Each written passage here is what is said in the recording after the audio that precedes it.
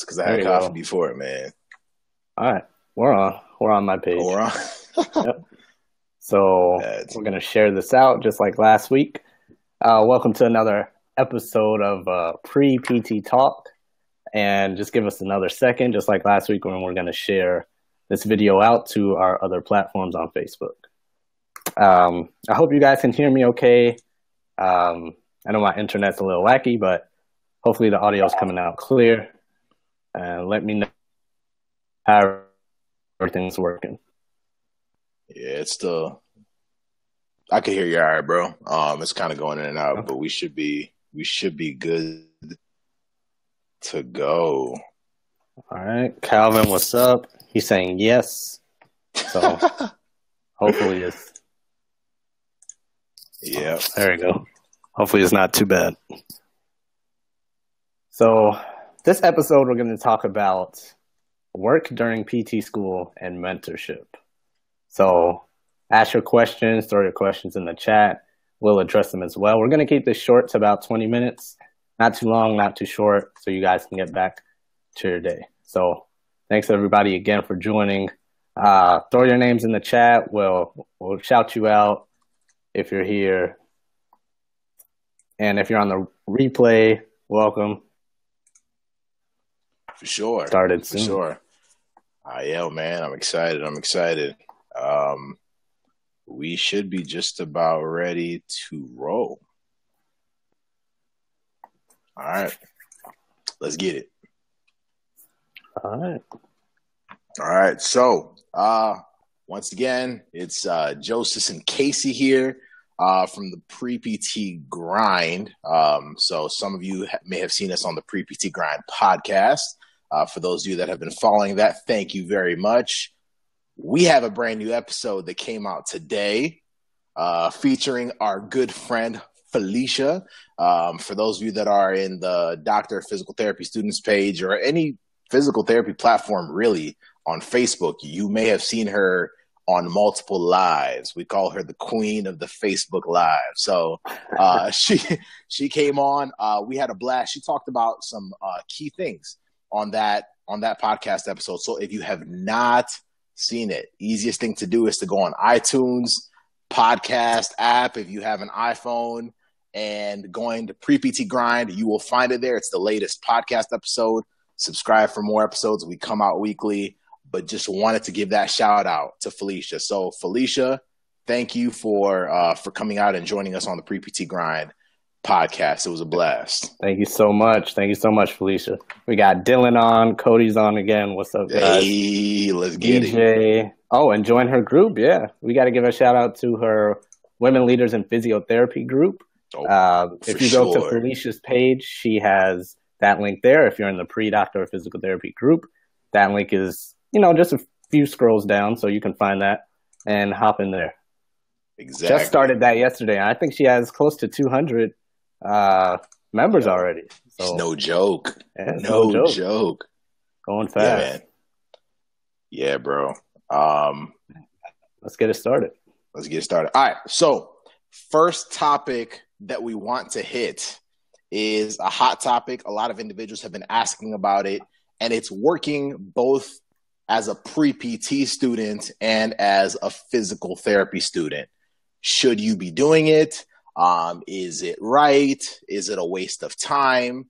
The biggest thing is one, and I'm saying this as a PT student, Casey's a PT student as well. Most of us are advised to not work in PT school, that physical therapy should be the focus. And yeah, like you want to get your degree. However, we want to come on this podcast and not podcast. I'm so used to recording podcasts, bro. We want to come on here live and really talk about that and things that we have personally done or not done, and what we think in regards to that, and how it can be of help to you. Because just remember that for those trying to get into physical therapy school, that is the goal currently.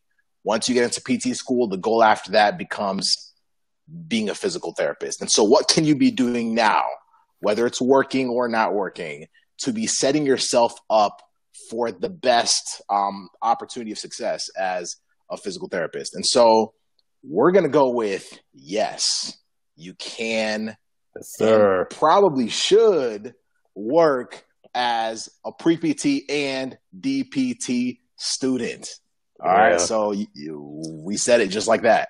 And I know everyone's different. Everyone has a different learning style. So some people need a little more time to focus on certain things. That's cool and all. But at the end of the day, our consensus at the bottom of the day is, yes, you should work in physical therapy school and as a pre-PT student. But the question is, how? Right? Does that mean just anywhere? Does that mean whatever hours are offered, just any job is a good job? I mean, so that's what we're going to talk about. So, Casey, what are your thoughts about that? So, before I get into that, a quick shout out to Anthony Maritato. He's on again. Hey. And we got 24 people on right now. So, what's up, guys? Welcome. So, getting right into it, I like to start with a quick story that a lot of you might relate to. So, when I was little, when we're kids and we're like, oh, mom, dad, we're hungry. I need some food. I need something to eat. What is there in the house? Can we get McDonald's? The good parents that they are, they get us some food. They take us out to eat. They get some takeout. They bring us back some food, right? Yeah. And as kids, we're like, I don't want that. That's too hot. That's too cold. I don't want that many vegetables. I don't want that fruit. This doesn't taste good. Then, in my experience, this is what my parents said to me. Well, boy, I guess you just ain't hungry enough. Because if you were hungry enough, you would eat what I gave you. Exactly. And that's the kind of vibe I'm getting from. I mean, I'm kind of preaching to the choir here. The people that are on, they might agree with me more than others. But that's kind of the vibe I'm getting from like other students, pre-PT, PTs, clinics, advisors telling us not to work. It's like, if you need money, if you're broke, there's jobs out there waiting for you. And if you're complaining about this, I can't write, I don't have time, I have to study, I don't like this. I guess you're not hungry enough.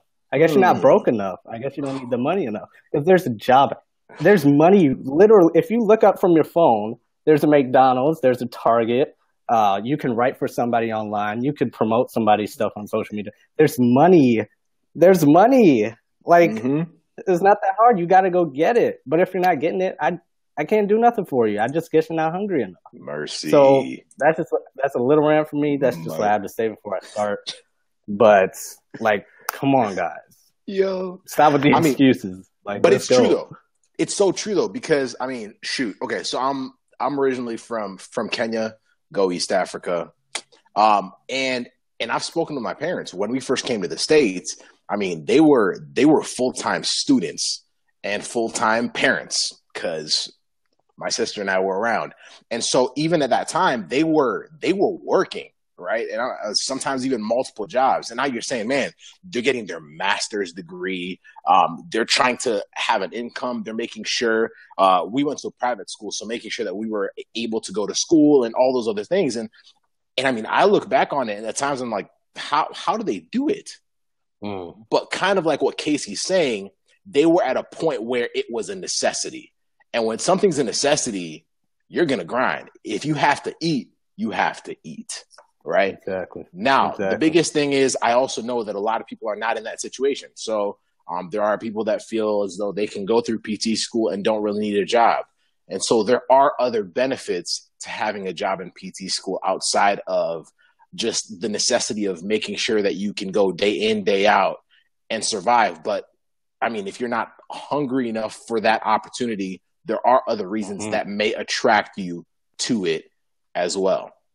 Exactly. Right. So to begin with, I mean, personally, like I said, when we do these lives, we'll be doing this every week. I personally, there's certain things I wish I would have done differently. Looking back now, one of those things is getting a job outside of my campus, right? As a physical therapy student, I fell into that general consensus of you should not be working. You should be focusing on just your studies.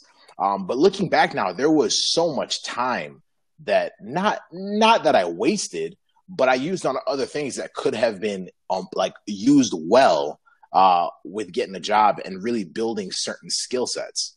And I'll talk a little bit about what I did. But Casey, you as a PT student, so pre-PT, we already know you were hustling, but even as a PT student, you've managed to continue working, right? I've seen your snaps, your Instagram stories.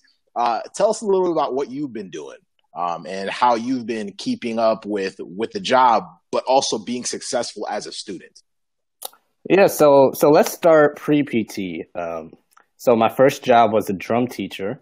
Yeah. I only had one student, nothing major.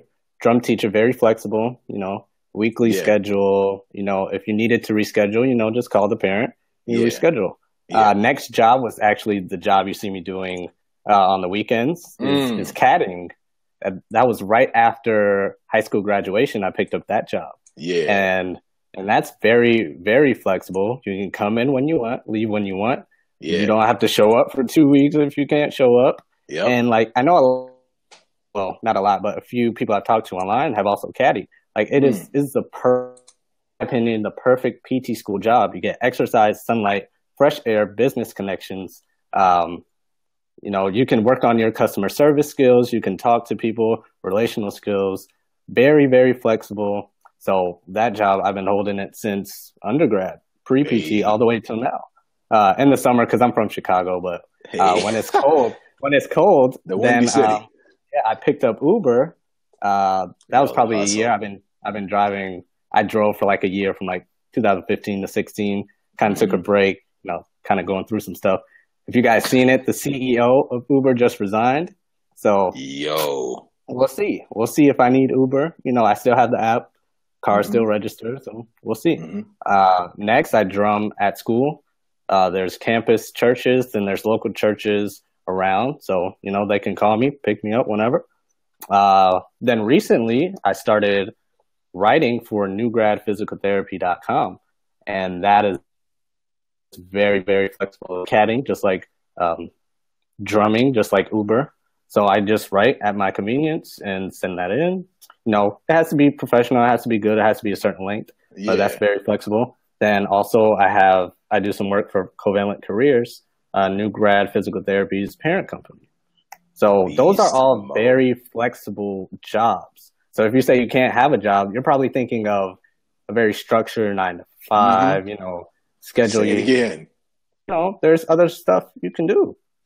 There's other avenues of, making income. It may not be huge. It may be on the lower end, but it's better than nothing. It's better than paying for a McDonald's hamburger with interest, paying for it with loans that you have to pay back with interest. So you're not paying $5 for the hamburger. You're paying who knows how much. I don't even want to do the math. No, I don't either. Shoot. That's just some things I've done personally. But we were talking a little bit before about some different jobs you were saying that might also be flexible, Joseph.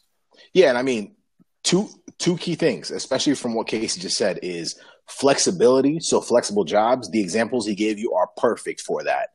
But 2, jobs that allow you to engage with other individuals, with other people, jobs that allow you to be in service, right? But really getting to engage with people, because as a physical therapist, that's all you do. That's all you do. You're with people 24/7. And if you can't deal with people and all you've known is a book for the last 5 to 7 years, I can't help you with that. But as a physical therapist, we have to be able to meet people where they're at. And we have to be able to engage with different personality types prior to getting to that point. So why not find a flexible job that gives you a little money on the side where you can eat without interest, but also build up. I'm telling you, bro. But also that's real, man. That's real. But also build up your ability to engage with people, right? Because then that's one of the things that really sets you apart as a physical therapist. When you stand, right. You're going to be very skilled at that, and patients will notice that. Another job is, you can work for a professor, which is what I ended up doing on my campus. So you're really with physical therapy, you can work for the cadaver. Whoever does anatomy and all that stuff. And so it's kind of cool doing that. But if you want to look at it from another standpoint, one other job that someone did in my class is, you can be a waitress. So working at a restaurant, like working at a restaurant is a brilliant option because one, that's all you're doing, right? You're serving people all the time. I have eaten ramen 2 times this week, but still working to pay off tuition. Yo, that's life, bro. No, but you're engaging with people. One, the service that you're providing is absolutely phenomenal. But lastly, there's flexibility depending on where you're working, where you can pick up weekend shifts or evening shifts that work around the schedule that you have as a student, right?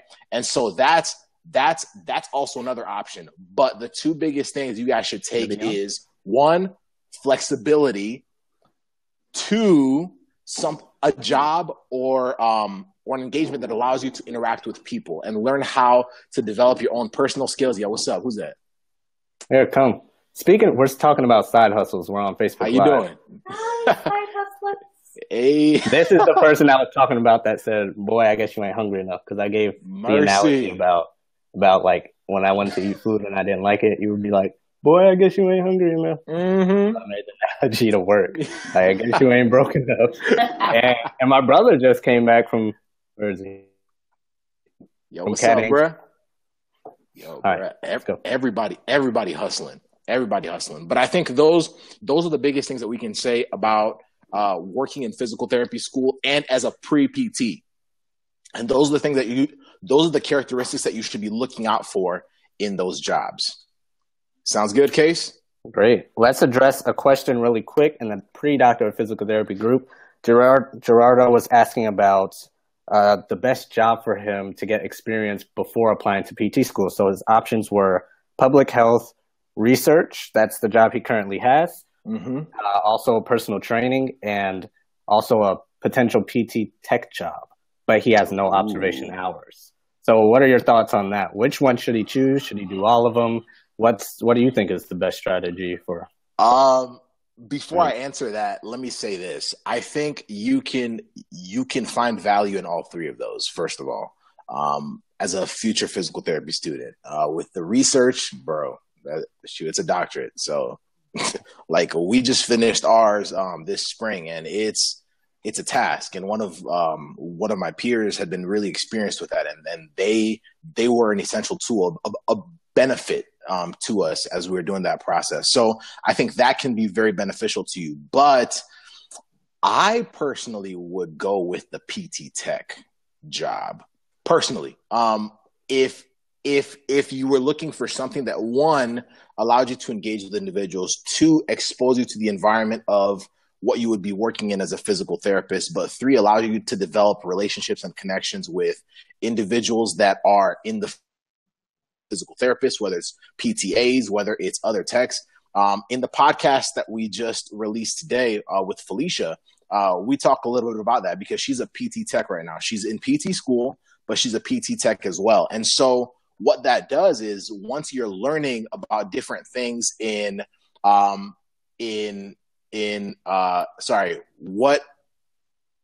I saw the question. I lost my train of time. Sorry. But sorry. No, but for you specifically, I don't want to tell you to leave the job that you're at right now, but if you had an opportunity to even be a PT tech, whether it was for a few months or whatnot, I think it would be of benefit to you because as you're learning information in PT school, you're able to associate it a lot more because you've seen the things in real life. That's something I personally struggled with. I had peers that were techs prior to, and they were getting things a lot faster because they were able to associate things they saw in the clinic, and now they were making sense of them in class. And so that adds to how it gets absorbed in the brain, how you remember it now as a clinician. And so that's the route I would go. But I do think that there's value in also doing the research side of it. But if you did have an opportunity to be a tech, I think it would be one that would be great to take advantage of. So I hope that was a direct enough answer, but I'm not trampling on any of the other two because I think they are valuable. In their own way. Here's something I'd like to add. There's a guy by the name of Jeff Moore, Moore, and he said this line once that we should be an and profession instead of an or profession. So why not the same here? Now you're not going to be able to do all in one day. You can't do public health, personal training, Yeah, and a PT Tech all in one day. You're gonna, but all like them can work together. Why not have all of them? definitely. And let's show this comment Anthony Maritato said. Then we can move on to our mentorship side of this product. Yeah, we have employed around 12 exercise techs over the past 15 years, and we have hired one that went into PT and graduated something. I can't see the last graduated and paid for one to get his PTA. Then they hired him. Mercy. Wow. Mercy. And Anthony Maritato said he was also a tech before PT school. And that's how he actually learned how to run, Look at that. Look at so, that. I guess there might be an who knows? Look at that. I'll take that answer and run with it. All right, man. So let's transition on to mentorship because we have that as well. But I do think that everything that we said in work for PT school, or as a pre-PT student is important. And so if there's someone that that has not that's not live right now that could benefit from that, either share it with them or have them see the video, or you can share the information with them as well. Either way, I think it's going to be of value to them. Second thing is mentorship. And like that's a pretty easy one because Casey and I both believe that that's crucial. I mean, the reason why we even built Pre-PT Grind in the way that it is because of one of our mentors, Greg Todd, who through the platform of Smart Success Physical Therapy really pushed us to not only capture what we wanted to see in our world, but also just act on it. And so one of the things that we had a passion about was serving people that were in the position that we once were in, and that's pre-PT students. Hence why we have Pre-PT Grind. We have, some big things in store for you guys, but it started with mentorship because someone has already been where you are, right? So if they succeeded in some way, shape, or form, or if they failed in some way, shape, or form, wouldn't it be of benefit to inquire of that and understand what they went through and understand how they did it and why they encountered it and approached it the way that they did? And that's why mentorship is essential. And I think a lot of people agree that mentorship is good. But Casey, I think the biggest problem that people have is where to find a mentor. So what are your thoughts, man? I got to steal part of this from you, but here, let's not go that route first. Where can you find a mentor? You can look in your immediate family, then you can look to your extended family. After that, you can look to your classmates. After that, you can look observation setting or a PT Tech setting. You can look at your direct, clinical instructor. You're not a student yet, so it's not CI, but the person you're observing, the director of the clinic. Who else is out there? Wherever else you work, you can look for mentorship from your employer. And those are just some physical, right in your immediate circle sources that you can pull from. Exactly. You can call them whenever. And we're not do some meetups here and there. We have the pre-doctor physical therapy group, and you can hit us up whenever. We have a team of people who are willing to just, reach out and give you advice, write back on a comment, write back on a message, whatever, there for you. We got a team of people here for you. So those are just some immediate things you can latch onto now. Definitely. I agree 100%. And I think there's something cool because I feel like sometimes there were times I felt like I was bothering somebody by asking them to be a mentor or asking them to help guide me, because I was like, man, that's their time. But if there's something I've learned is if you approach it with a very earnest desire to learn from the individual, time is really valuable to people. But if they know that you are not taking their time for granted, if they know that you are actually keen and serious about taking what you can from their experiences and learning from it and acting on what they advise you to do, they themselves will continue to pour out more and more and more knowledge and time towards you because you're worth it. And And I think people also like to see others succeed, while also taking their advice as well, because we all have an experience. And so I think as someone who is looking for a mentor, it's also good for you to be intentional about really being serious about that, not being very passive about it or being very, very loose about it, because then, I mean, the mentor or individual that you're kind of looking to will not see it as something that's as serious as you would otherwise have it to be. And so being very serious about it, being intentional about it. But I think the other thing is, because I've spoken to a few people that have said, man, like I'm in a state or I'm in an area where I don't have a lot of people around me that I can really look to and reach out to. And I think one thing that Casey and I have always said is now you got the internet. Now you have social media. You can either connect with people individually, but even listening to podcasts. So one of the podcasts that I listen to is Eric Thomas's is it Secret to Success podcast, I think is what it's called. Yep. And that's like, I mean, shoot, like there's been days where it almost like timed it perfectly with something that I was kind of struggling with in terms of processing. And I mean, believe it or not, like I saw it as if we were having like a mentor-mentee type of interaction, and I wasn't even talking to him. And so there's so much content out there that sometimes you don't even need to be able to interact one-on-one. There's value that can be picked up through people sharing on podcasts is amazing. Once again, Pre-PT Grind Podcast, find us. Hey. All right. Got to plug ourselves in. But that's one way. But two, actually reaching out to somebody. You have Facebook. A lot of people on Facebook. You have Twitter for physical therapists and people in the profession. I mean, Twitter is a great place to find them. You have Instagram. You can connect with people on so many different platforms, emails, all that. Follow the individuals, send them a question, anything. But I would say reach out to them because there's been people I've reached out to and I would have never thought in a million years they would have responded back to me, but they did. And we developed a great relationship. And so now we almost don't have an excuse.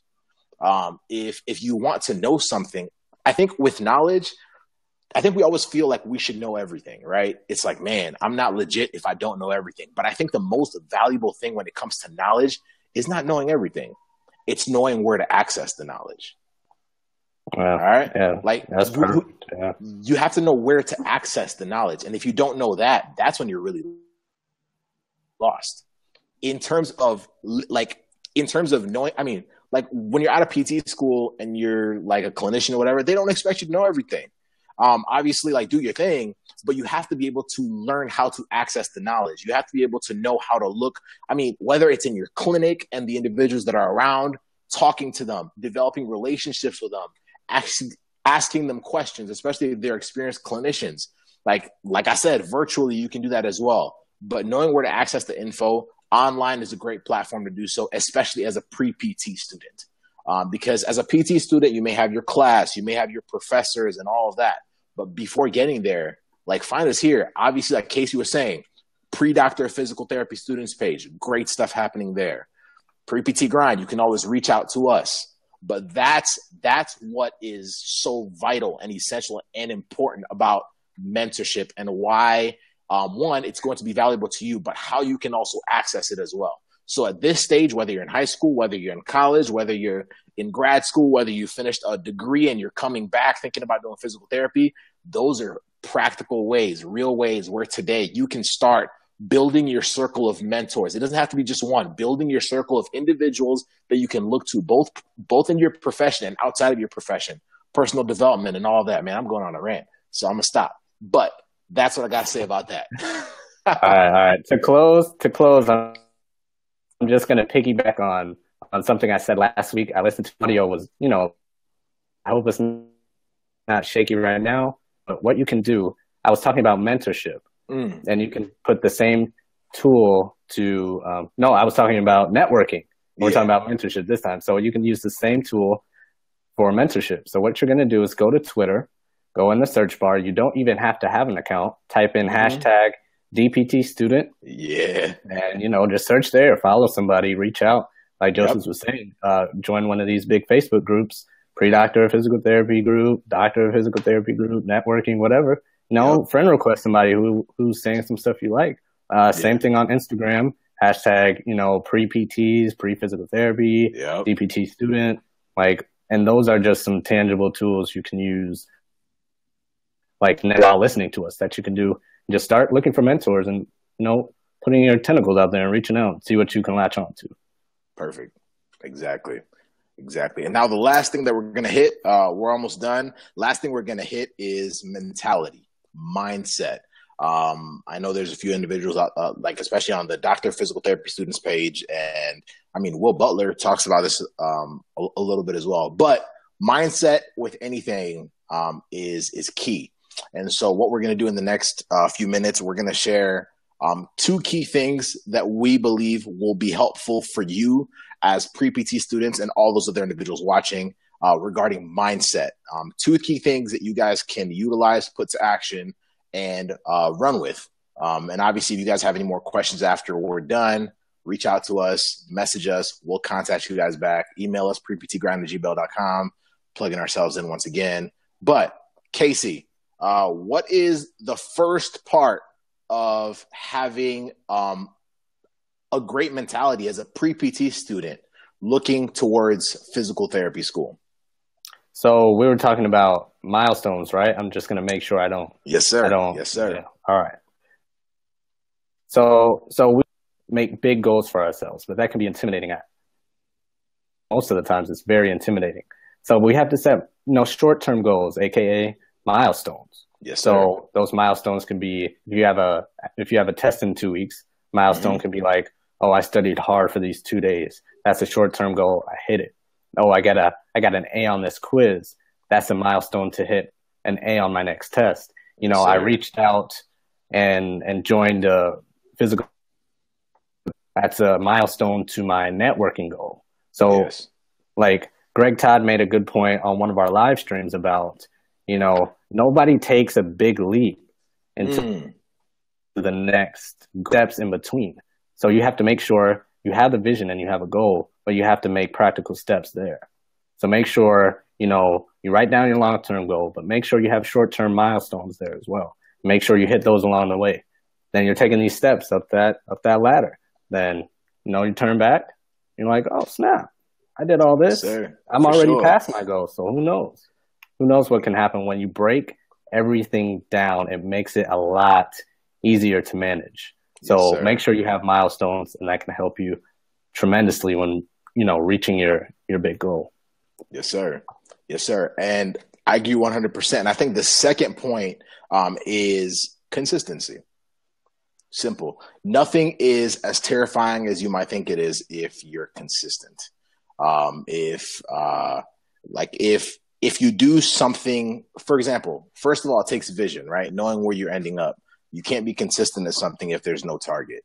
And so for most of you, it's getting into PT school. But I think being consistent with the actions that you take, looking at every decision that you make as kind of like the milestone, as a stepping stone towards that goal, but also just being consistent every single day, right? Whether that's studying 20 minutes every single day just because. Whether that's, that could look in so many different ways. But I think the biggest thing for me is consistently encountering what your goal is. So I think that's the standpoint I'm going to take it from. And so something I do sometimes is if I have a goal, I'll write it down on a piece of paper. So that I can, I've physically wrote it down, not typing it out and printing it out, physically writing out, on a card, 3x5 card or a piece of paper. And I will tape it somewhere. I could put it on my mirror. I could put it on my wall, somewhere where I will see it every single day, so that every time I wake up, that becomes a reminder of where I'm going. So that in turn allows me to stay consistent with my actions. That allows me to, everything we talked about falls in line with that. I think that's the umbrella above everything is the consistency. And not observing what other people are doing, right? So, for example, Hold on. No.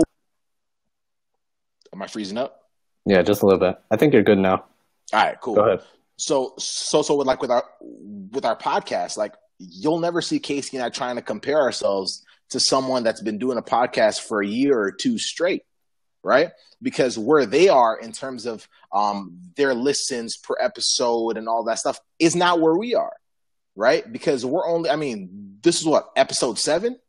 Yep, episode right? 7. Yeah. So like we can't compare ourselves to that level. Now that could be a target, right? That could be our goal. And more. But for us, we got to remember that they got there because they were consistent for the last year or 2 or 3, right? And so the problem is, I think a lot of times with consistency, though, the reason why I say writing it down, writing your goal down is so important is because when we're consistent with something, we don't see results right away, right?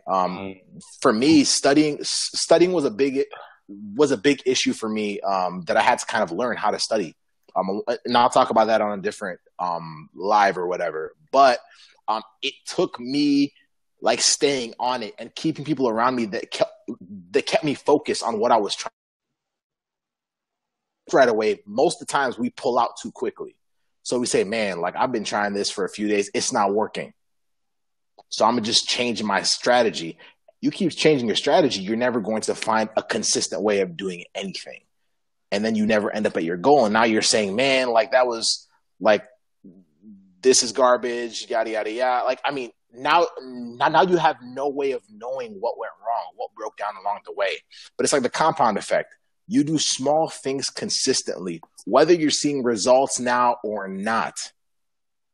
You do small things consistently, eventually it turns out it pays off. So if you are right now a freshman in college, you have the biggest upside. Like you may think, yo, PT school is like far away, but you have the biggest upside because you have the largest amount of time to compound all of those small actions until you're applying to PT school and getting into PT school. By that time, you're going to be a killer candidate because you've been doing all the right things throughout.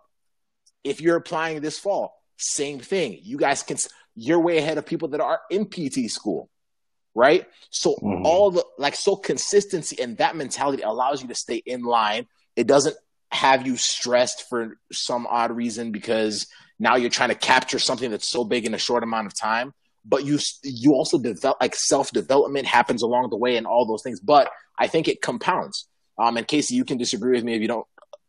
But I think we see this. We see it the same way, and so I think that's the biggest key. I think for the second phase of mentality. If you guys have, and the reason why we keep it general also is because those look different for each individual. So if you want us to talk about it individually, reach out to us. Either Casey or myself. Either one of us will respond to you, and we'll talk about it more specifically to your situation. But just remember those two things: milestones and consistency, and you guys will be okay. Yeah, I just want to add that consistency is not easy. I hope I'm not breaking up. Am I sounding okay? Yeah. Okay. Yeah, you're good. So yeah, consistency is not easy. It's going to be hard. It's going to be hard. So I just wanted to say that there's a difference between stopping and quitting.